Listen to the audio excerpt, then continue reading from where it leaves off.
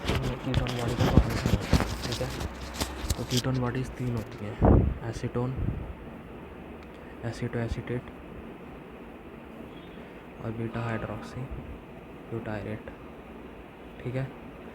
अब क्या होता है कि कुछ प्रॉपर्टीज़ होती हैं, मतलब जो एसीटो एसीटेट है ना, first ketone body to be synthesised. जो एसीटोन होता है ये वोलाटाइल होता है, इसके लिए फ्रूटी और ड्योर होता है। बीटा हाइड्रोक्सी ब्यूटायरेट है, ये सूडो कीटोन बॉडी है, सूडो कीटोन बॉडी है। क्यों? क्योंकि इसके अंदर हाइड्रोक्सी ग्रुप एब्सेंट है, कीटोन ग्रुप एब्सेंट होता है, ठीक है। उसके बाद क्या होता है कि कुछ फैक्ट याद रखते हैं कि ये होता क्या है चीज़। ये सबसे पहले हमारा ये है एडिपोसाइट, ठीक है। एडिपोसाइट के अंदर ट्राइसाइक्लिसरॉल होता है, उसके ऊपर हार्मोन सेंसिटिव लाइपेज काम करता है, उसको 2 भागों में तोड़ देता है, ग्लिसरॉल और फ्री फैटी एसिड, ठीक है। ये जो फ्री फैटी एसिड है ना, यही जो है फ्री फैटी एसिड, यही कीटोन बॉडी बनाता है, ठीक है।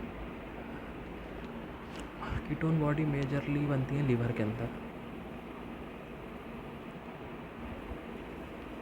अब एक चीज़ और याद रखनी है इसमें, जो इंसुलिन होता है ना, वो हार्मोन सेंसिटिव लाइपेज को इनहिबिट करता है इन फास्टिंग स्टेट। फास्टिंग स्टेट में खाली रहता है ना इंसुलिन, इसलिए वो तब इनहिबिट करता है हार्मोन सेंसिटिव लाइपेज को, ठीक है। अब ऐसा तो है नहीं कि लीवर में है कीटोन बॉडी हम कितनी भी बना सकते हैं, नहीं। एक सीलिंग होती है, मतलब एक लिमिट होती है कीटोन बॉडी बनाने की। क्यों वो लिमिट होती है? क्योंकि जो NAD है ना, NAD की ज़रूरत पड़ती है फॉर्मेशन में, वो लिमिटेड होता है प्रेजेंस NAD का लीवर के अंदर, ठीक है। अब नॉर्मली क्या होता है कि फ्री फैटी एसिड जो है वो एसिटाइल को एंजाइम में चेंज होता है, बीटा ऑक्सीडेशन, तो उसके बाद क्रैब साइकिल में चला जाता है। एसिटाइल को एंजाइम में क्रैब साइकिल में यूज हो जाता है और एसिड के साथ मिल करके सिट्रिक एसिड बना देता है। लेकिन कभी कभी क्या होता है कि ये जो फ्री फैटी एसिड है ना, ये कीटोजेनेसिस में चला जाता है, जब एनर्जी रिक्वायरमेंट होती है तब बॉडी को, मेजरली मसल्स को, ठीक है। अब क्या होता है, सबसे पहले आप देखते हैं होता क्या है इसमें। तो सबसे पहले असाइल को एंजाइम है, मतलब कि फ्री फैटी एसिड, इसका बीटा ऑक्सीडेशन होता है, बीटा ऑक्सीडेशन होता है इसका, और ये चेंज होता है एसिटो एसिटाइल को एंजाइम में। फिर एसिटो एसिटाइल को एंजाइम में एसिटाइल को एंजाइम में चेंज होता है, ठीक है। और फिर ये एसिटाइल को एंजाइम में तीसरे साइकिल में भी जा सकता है, मतलब मेजरली नॉर्मली यही साइकिल चलती है।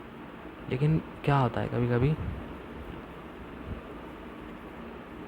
कि एसिटाइल को एंजाइम में और एसिटो एसिटाइल को एंजाइम में, ये दोनों मिल करके HMG को ये बना लेते हैं। ये रिएक्शन कोलेस्ट्रॉल सिंथेसिस में भी होती है, एसिटो एसिटाइल को एंजाइम में और एसिटाइल को एंजाइम में HMG कोए सिंथेज की प्रेजेंस में माइटोकॉन्ड्रिया के अंदर HMG कोए बना लेते हैं। अब ये जो HMG कोए बना है ना, इस पे HMG कोए लाइएज एक्ट करता है,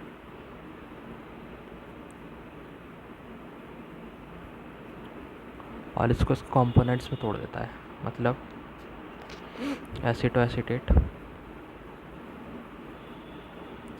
और एसिटाइल को एंजाइम, ठीक है। अब एसिटो एसिटेट है, ये हमारा पहली कीटोन बॉडी बन गई, इसलिए हमने कहा था acetoacetate is first ketone body to be formed. अब इस एसिटो एसिटेट से क्या होता है, बीटा हाइड्रोक्सी ब्यूटायरेट और एसीटोन, ये दोनों ही बनते हैं। एसीटोन जो है ना, वो तो स्पॉन्टेनियसली बन जाता है, विदाउट एनी एंजाइम।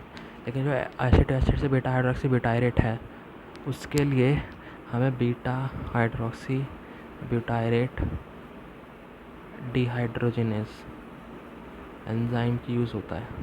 ये रिएक्शन रिवर्सिबल है, बीटा हाइड्रोक्सी ब्यूटायरेट डिहाइड्रोजिनेस। और हमें जो हमने कहा था ना कि NADPH लिमिटेड है, वो इसलिए क्योंकि यहाँ पर एनर्जी का यूज़ होता है। NAD H positive NAD plus NADPH use हो जाता है यहाँ पर। तो मेजरली क्या हो रहा है इसको मैं अगर सेपरेट करके दिखाऊँ,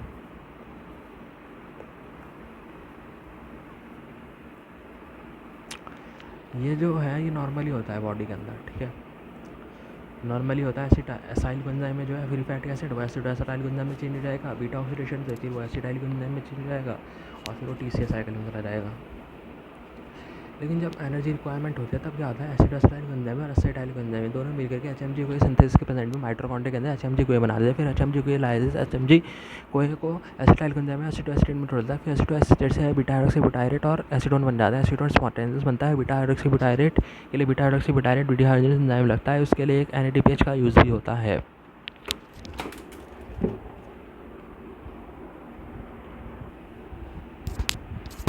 ये जो हमारे कीटोन बॉडी बने इनका यूटिलाइजेशन कैसे होता है, तो मसल के अंदर देखते हैं कैसे होता है यूटिलाइजेशन। तो ये मसल है, ठीक है। सबसे पहले क्या होता है, हमारा बीटा हाइड्रोक्सी ब्यूटायरेट था ना, ये चेंज होता है हमारा एसिड एसिटेट में, उल्टा रिएक्शन चलते हैं अब। एसिड एसिड में चेंज होता है, एसिडो एसिटेट एसिटाइल को एंजाइम में एसिटो एसिटाइल को एंजाइम में चेंज होगा। इसके लिए एंजाइम लगता है, उसका नाम होता है थायोफोरेज। ये इम्पोर्टेंट, थायोफोरेज।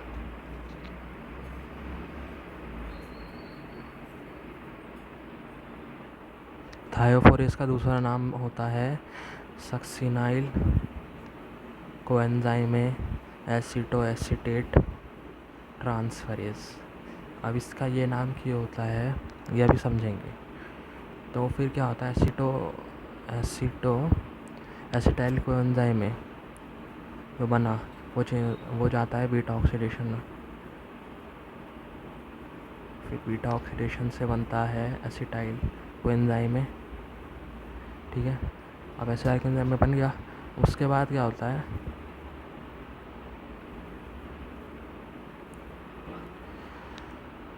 जो ऑक्सैलोएसिटिक एसिड है ना वो इसके साथ मिल करके सिट्रेट बना लेता है, क्रैब साइकिल। अब ये क्या होता है कि सिट्रेट सीरीज ऑफ रिएक्शन के द्वारा बना लेता है सक्सिनाइल कोएंजाइम में। सक्सिनाइल कोएंजाइम में सक्सिनेट में चेंज हो जाता है। तो क्या मिसिंग है इसके अंदर, कोएंजाइम में मिसिंग है, तो वो कोएंजाइम में ये अपना डोनेट कर देता है इस प्रोसेस में, इसलिए यहाँ पर कोएंजाइम में आ जाता है। इसलिए इसका नाम है सक्सिनाइल कोएंजाइम में एसिटो एसिटेट ट्रांसफरेज। तो ये कोएंजाइम में यहाँ से आता है, ठीक है। ऐसे यूटिलाइजेशन होता है,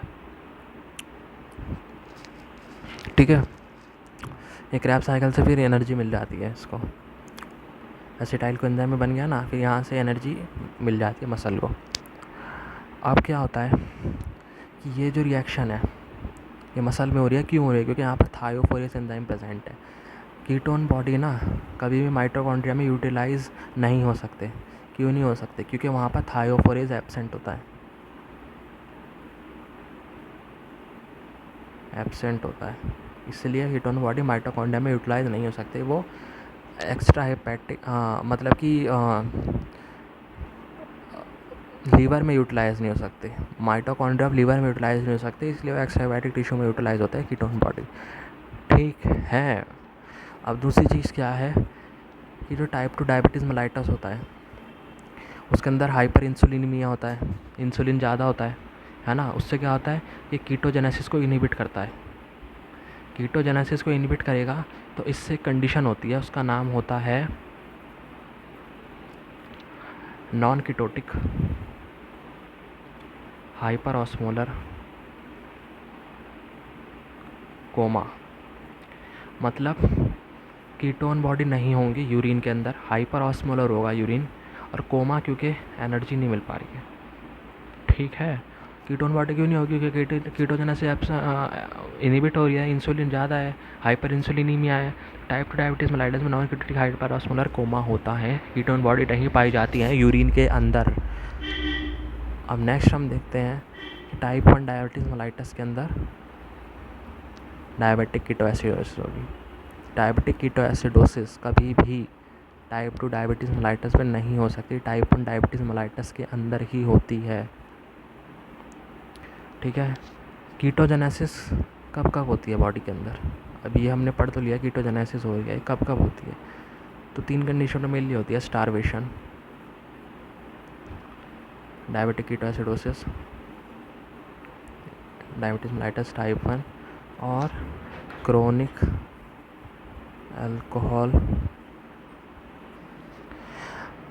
अल्कोहल इंटॉक्सिकेशन। इन तीनों कंडीशन में कीटोजेनेसिस होती है।